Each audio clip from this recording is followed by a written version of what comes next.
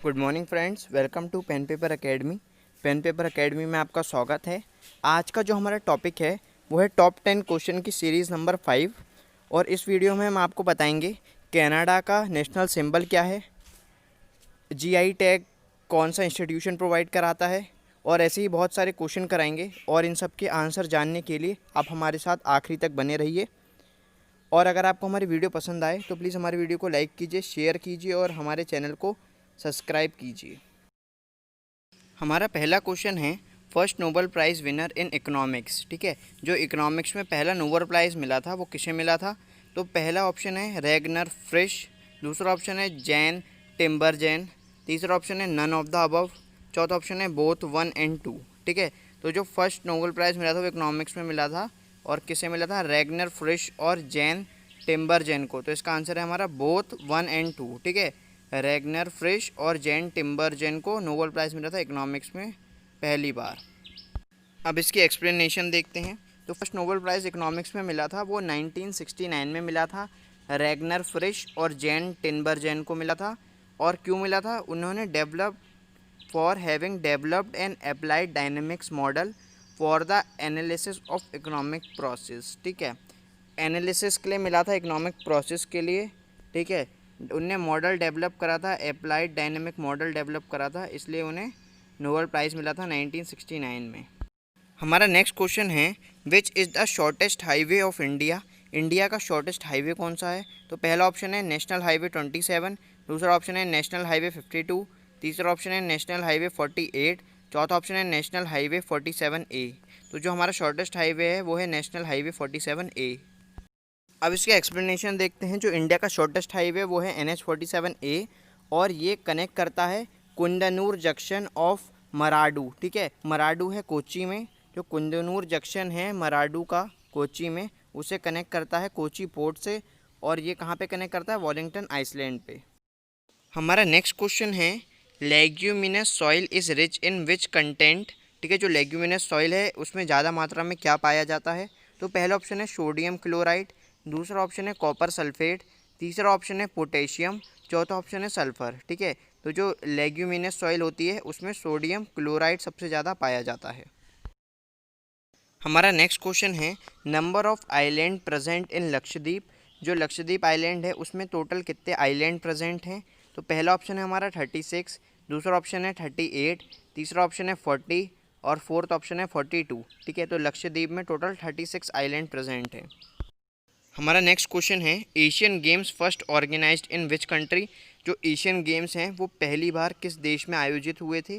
पहला ऑप्शन है रशिया, दूसरा ऑप्शन है जापान, तीसरा ऑप्शन है चाइना और चौथा ऑप्शन है हमारा इंडिया। ठीक है, तो जो एशियन गेम पहली बार ऑर्गेनाइज्ड हुए थे वो हुए थे इंडिया में। तो इसका आंसर है ऑप्शन नंबर 4 इंडिया। अब इसका एक्सप्लेनेशन देखते हैं। एशियन गेम्स फर्स्ट ऑर्गेनाइज्ड हुए थे इंडिया में, और इंडिया के न्यू दिल्ली में हुए थे 1951 में। ठीक है, और first Asian game played in national stadium new Delhi. और जो पहले एशियन गेम्स हुए थे वो नेशनल स्टेडियम में खेले गए थे न्यू दिल्ली के। ठीक है, और एशियन गेम्स का जनक यानी कि फादर ऑफ एशियन गेम्स कौन है? वो है प्रोफेसर गुरुदत्त सोडी। ठीक है, प्रोफेसर गुरुदत्त सोडी को एशियन गेम्स का फादर कहा जाता है। हमारा नेक्स्ट क्वेश्चन है Virupaksha temple is situated in which state. पहला ऑप्शन है हमारा कर्नाटक, दूसरा ऑप्शन है आंध्र प्रदेश, तीसरा ऑप्शन है अरुणाचल प्रदेश, चौथा ऑप्शन है असम। ठीक है, तो जो विरूपाक्ष टेम्पल है वो कहाँ सिचुएटेड है? तो इसका आंसर है हमारा option number 1 Karnataka. Virupaksha temple Karnataka में है। अगर आप और भी टेम्पल के बारे में जानना चाहते हैं तो हमारे वीडियोज़ है इंपॉर्टेंट टेम्पल्स ऑफ इंडिया, तो आप उसे देख सकते हैं हमारे चैनल पे जाके। हमारा नेक्स्ट क्वेश्चन है who is the author of book Harshacharita. Harshacharita जो किताब है उसके ऑथर कौन है? पहला ऑप्शन है बाण भट्ट, दूसरा ऑप्शन है कालहर्ण, तीसरा ऑप्शन है फैजी, चौथा ऑप्शन है सिद्धसेन। ठीक है, तो जो हर्षचरित्र है उसके जो ऑथर हैं वो हैं बाण भट्ट। हमारा नेक्स्ट क्वेश्चन है GI tag provided by which institution. GI tag होता है जो खाने से संबंधित वस्तुएं होती हैं उन्हें दिया जाता है, और ये किस इंस्टीट्यूशन के द्वारा दिया जाता है? तो पहला ऑप्शन है जियोग्राफिकल इंडिकेशन ऑफ गुड्स, दूसरा ऑप्शन है जियो फिजिकल इंडिकेशन ऑफ गुड्स, तीसरा ऑप्शन है जियो मॉर्फोलॉजिकल इंडिकेशन ऑफ गुड्स, चौथा ऑप्शन है जियोलॉजी इंडिकेशन ऑफ गुड्स। ठीक है, तो जो जीआई टैग है वो हमें हमारा दिया जाता है जियोग्राफिकल इंडिकेशन ऑफ गुड्स के द्वारा। और सबसे पहले इंडिया में ये दार्जिलिंग की चाय को मिला था 2004 में। Darjeeling tea got GI tag in 2004। हमारा नेक्स्ट क्वेश्चन है in which continent Olympic games are not organised. पहला ऑप्शन है ऑस्ट्रेलिया, दूसरा ऑप्शन है एशिया, तीसरा ऑप्शन है अफ्रीका, चौथा ऑप्शन है यूरोप। ठीक है, तो जो ओलंपिक गेम्स हैं वो किस कॉन्टिनेंट में ऑर्गेनाइज नहीं हुए हैं अभी तक, तो उसका आंसर है हमारा अफ्रीका। अफ्रीका में अभी तक ओलंपिक गेम्स ऑर्गेनाइज नहीं हुए हैं। हमारा नेक्स्ट क्वेश्चन है national symbol of Canada is. Canada का राष्ट्रीय चिन्ह क्या है। तो पहला ऑप्शन है लॉयन, दूसरा ऑप्शन है कंगारू, तीसरा ऑप्शन है वाटर लिली, चौथा ऑप्शन है बर्ड। ठीक है, तो जो कनाडा का नेशनल सिंबल है वो है हमारा वाटर लिली।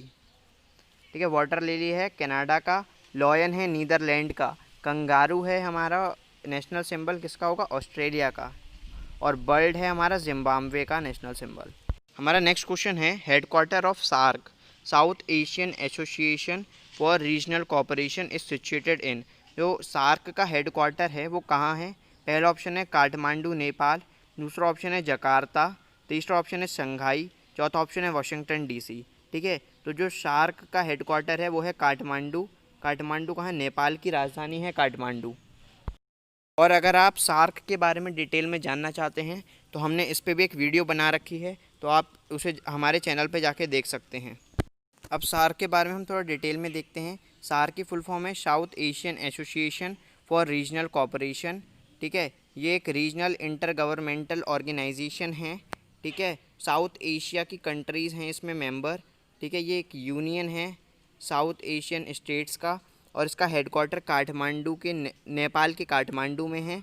और यहाँ पे जो ऑफिशियल लैंग्वेज है वो है इंग्लिश, और ये एस्टेब्लिश हुआ था 8 दिसंबर 1985 को, मतलब 8 दिसंबर 1985 को सार्क की स्थापना हुई थी। और इसका हेडक्वार्टर आपको पता ही है काठमांडू में है, जो काठमांडू का है नेपाल में। थैंक यू गाइस, अगर आपको हमारी वीडियो पसंद आई हो तो प्लीज़ वीडियो को लाइक कीजिए, शेयर कीजिए और हमारे चैनल को सब्सक्राइब कीजिए।